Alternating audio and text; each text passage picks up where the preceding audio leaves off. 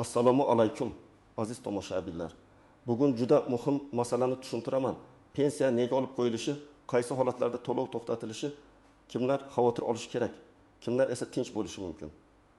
Bu ma'lumot faqat hozir pensiya olayotganlar uchun emas, balki ota-onasi pensioner bo'lgan farzandlar, chet elga ketganlar, bank kartasi orqali pensiya olayotganlar.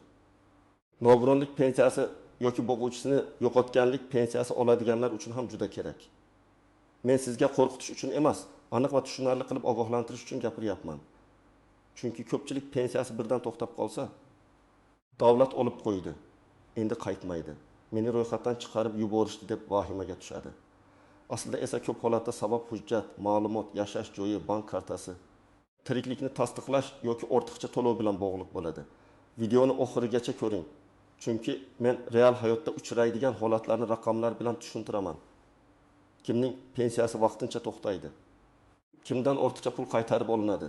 Kimga pensiya umuman bekor qilinishi mumkin? Hozir kanalga obuna bo'ling, like bosib qo'ying.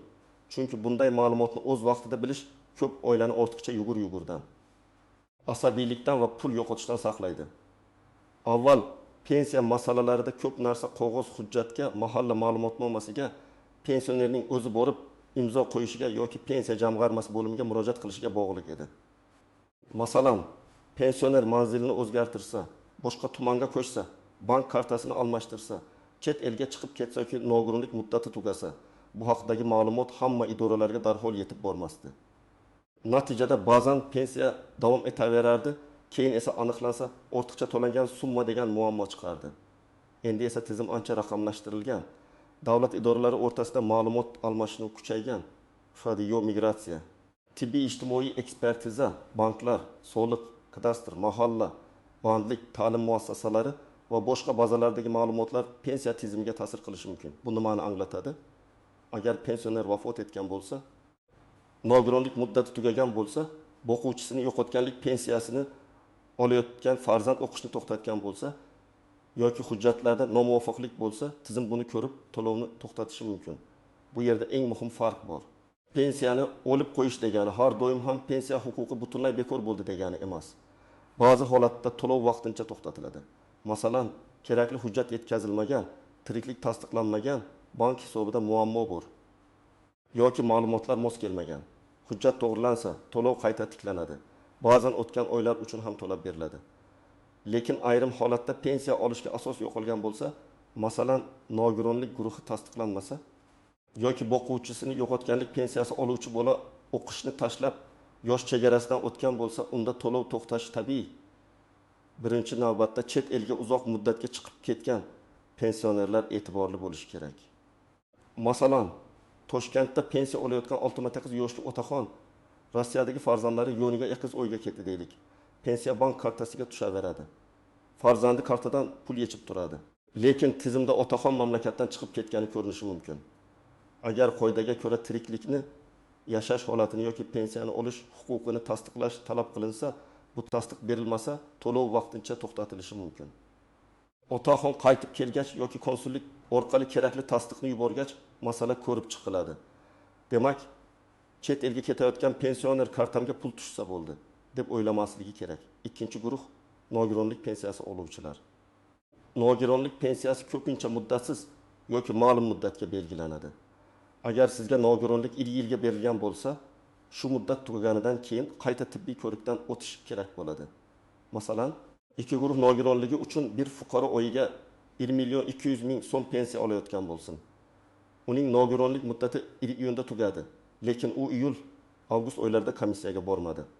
Tizimda asos tugagan bo'lsa, pensiya to'xtaydi. Agar u keyinroq borib, nogironligi qayta tasdiqlansa, to'lov tiklanishi mumkin. Lekin orada kechikish bo'lsa, qaysi kundan tiklanishi hujjatdagi sanalarga bog'liq bo'ladi. Shuning uchun muddat tugashini kutib yurmaslik kerak. Uchinchi guruh boquvchisini yo'qotganlik pensiyasi oluvchilar. Bu masalada juda ko'p tushunmovchilik bo'ladi. Masalan, ota vafot etgan, 17 yoshli farzand boquvchisini yo'qotganlik pensiyasi olyapti.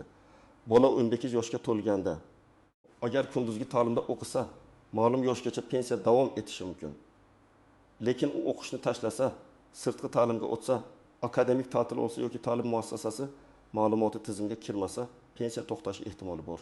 Yana bir misol, talaba qiz oyiga 800 ming so'm o'quvchisini yo'qotganlik pensiyasi oladi.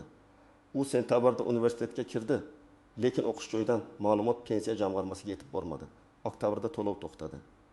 Bu qiz pensiyadan mahrum bo'ldi degani emas. U o'qish joyidan kunduzgi bo'limda o'qiyotgani haqida ma'lumot olib, pensiya jamg'armasiga topshirsa, masala tiklanadi. 4-guruh bank kartasi yoki hisob raqamida muammo bo'lganlar. Ba'zan odamlar pensiyamni olib qo'yishdi deydi. Aslida pensiya ajratilgan bo'ladi, lekin karta muddati tugagan, karta bloklangan, hisob yopilgan yoki bank rekvizitlari o'zgargan bo'ladi. Masalan, pensionerning kartasi 2004 yil dekabrda amal qilish muddatini tugatdi. Yanvar oyida pensiya tushmadi. U pensiya jamg'armasiga boradi. U yerda to'lov yuborilgan, bankdan qaytgan deyishadi. Bunday holatda yangi karta ochish, bank ma'lumotini yangilash kerak bo'lsa, ariza yozish kerak. Bu pensiya bekor qilindi degani emas. 5-guruh vafot etgan, pensioner nomidan pensiya yechib yurgan qarindoshlar. Bu juda xavfli masala. Ba'zan pensioner vafot etadi. Lekin kartasi qarindoshlar qo'lida qoladi.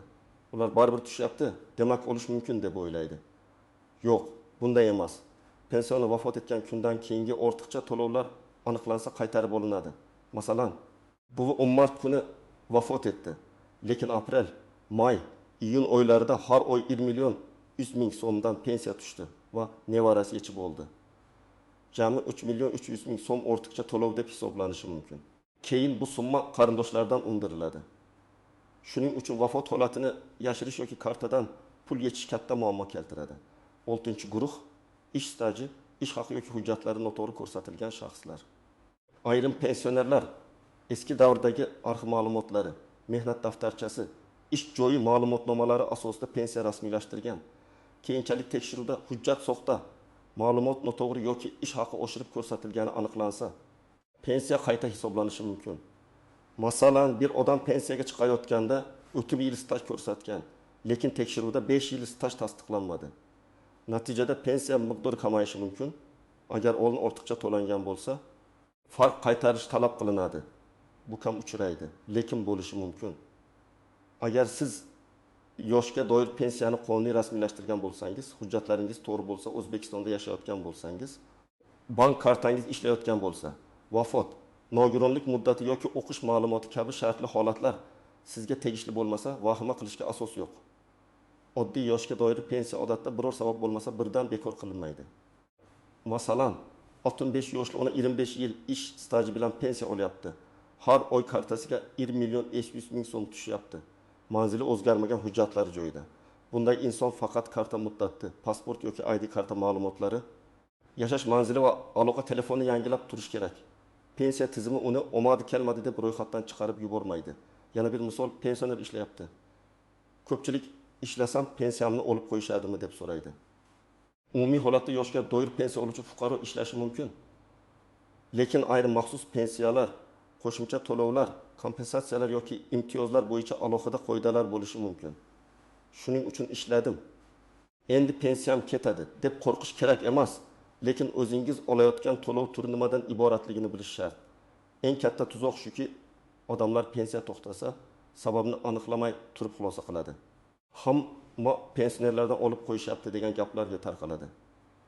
Aslida bir kishida bank muammosi, boshqasida nogironlik muddati, uchinchisida o'qish ma'lumoti, to'rtinchisida manzil ma'lumoti bo'lishi mumkin. Har bir holat alohida tekshiriladi. Ikkinchi nozik gap, pensiya to'xtashi bilan pensiya bekor bo'lishi bir narsa emas. To'lov to'xtatilishi texnik yoki huquqiy sabab bilan bo'ladi. Masalan, tiriklik tasdiqlanmagan bo'lsa, tasdiqlangach qayta tiklanadi. Lekin pensiya olish huquqi tugagan bo'lsa, masalan, nogironlik guruhi berilmasa, unda to'lov davom etmaydi. Shuning uchun hujjatda aynan nima yozilganini o'qish kerak. To'lov vaqtincha to'xtatildimi? Pensiya qayta hisoblandimi? Ortiqcha to'lov aniqlandimi? Yoki pensiya tayinlash rad etildimi? Uchinchi nozik xat ortiqcha to'lov. Ko'pchilik davlat o'zi tashlabdi, men aybdor emasman deydi. Lekin pensiya oluvchi yoki uning vakili muhim o'zgarishlarni vaqtida xabar qilish kerak bo'lgan holatlar bor. Masalan, o'quvchisini yo'qotganlik pensiyasi oluvchi talaba o'qishni tashladi, lekin pensiya jamg'armasiga xabar bermadi.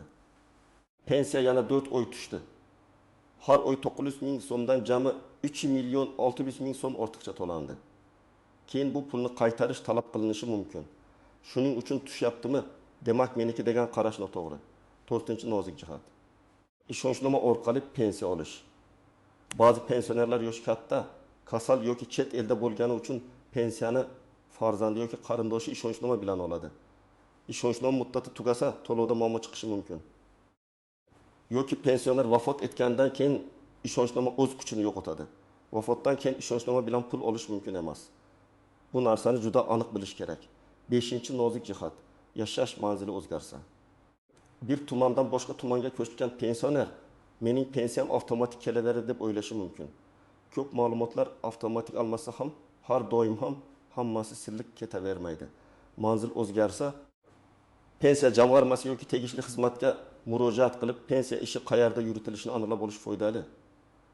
Ayniqsa viloyatdan Toshkentga, Toshkentdan viloyatga yoki chekka hududdan boshqa joyga ko'chganlarda texnik kechikish bo'lishi mumkin.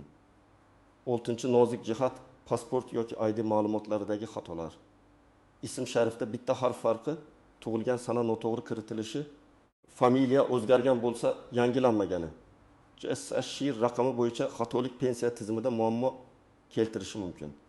Masalan, Karimova o'rniga Karimova yoki eski pasportdagi Lotin-Giril farqi bank tizimida mos kelmasa, to'lov qaytishi mumkin. Bunday holatda hujjatlarni bir-biriga moslashtirish kerak. 7-nozik jihat qo'shimcha ustamalar va imtiyozlar. Ba'zan asosiy pensiya qoladi, lekin qo'shimcha to'lov to'xtaydi. Pensioner esa pensiyamni kamaytirishdi deydi. Masalan, parvarish nafaqasi, kompensatsiya alohida ustama, urush yoki mehnat faxriyligi bilan bog'liq qo'shimcha to'lovlar bo'lishi mumkin. Ularning har biri alohida asosga ega. Agar o'sha asos bo'yicha hujjat yangilanmasa, faqat ustama kamayishi mumkin. Shuning uchun umumiy tushgan summaga qarab emas, to'lov tarkibini so'rab bilish kerak. 8-nozik jihat qarzdorlik va ushlab qolishlar. Pensiya butunlay olib qo'yilmasligi mumkin. Lekin sud qarori, aliment, kredit qarzdorligi yoki boshqa ijro hujjatlari asosida ma'lum qismi ushlab qolinishi mumkin. Masalan, pensioner oyiga 1 million 800 ming so'm bo'ladi. Lekin ijro hujjati bo'yicha 300 ming so'm ushlab qolinadi. U kartaga 1 million 500 ming so'm tushganini ko'rib, pensiyam kamayibdi deydi. Aslida bu pensiya qayta hisoblangani emas, ushlab qolish bo'lishi mumkin. Bunday holatda majburiy ijro byurosi yoki bankdan ma'lumot olish kerak. Birinchi qadam, vahima qilmang, sababini hujjat bilan aniqlang. Agar pensiya tushmasa, avvalo bank ilovasini, SMS xabarlarini, karta muddatini tekshiring. Kartangiz bloklanmaganmi? Muddati tugamaganmi? Hisob raqam o'zgarmaganmi? Bankda texnik uzilish yo'qmi? Shuni biling. Ba'zan masa pensiya jamg'armasining o'zida bo'ladi. Ikkinchi qadam. Pensiya jamg'armasining tuman yoki shahar bo'limiga murojaat qiling. O'zingiz bilan ID karta yoki pasport, pensiya guvohnomasi bo'lsa, uni bank kartasi rekvizitlari, telefon raqamingiz va kerakli qo'shimcha hujjatlarni oling. Murojaatda oddiy qilib yozing. Menga tayinlangan pensiya to'lovi falon oydan boshlab kelmayapti. To'xtatilish sababi, qaror nusxasi, to'lov holati va tiklash tartibi haqida yozma ma'lumot berishingizni so'rayman. Men aynan yozma javob so'rashni tavsiya qilaman. Chunki og'zaki gap ertaga esdan chiqadi. Yozma javob esa keyingi harakat uchun asos bo'ladi. 3-qadam, agar nogironlik pensiyasi bo'lsa, tibbiy ijtimoiy ekspertiza hujjatlarini tekshiring. Nogironlik guruhi qachongacha belgilangan? Qayta ko'rik sanasi qachon? Elektron bazaga kiritilganmi? Bularni aniqlang. Agar muddat tugashiga yaqin bo'lsa, oxirgi kunga qoldirmang. Shifokor ko'rigidan o'tish, tahlillar, yo'llanma va komissiya jarayoni vaqt oladi. Kechiksangiz pensiyada uzilish bo'lishi mumkin. 4-qadam, o'quvchisini yo'qotganlik pensiyasi bo'lsa, o'qish joyidan ma'lumot oling. Ayniqsa 18 yoshdan oshgan farzandlar uchun kunduzgi ta'limda o'qiyotgani haqida ma'lumot muhim.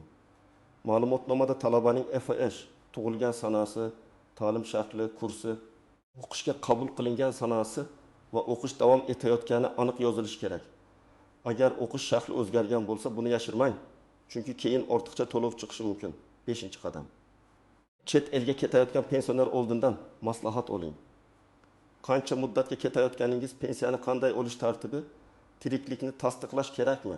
Konsullik orqali qanday hujjat yuboriladi? Ishonchnoma qilish kerakmi? Bularni ketishdan oldin aniqlang.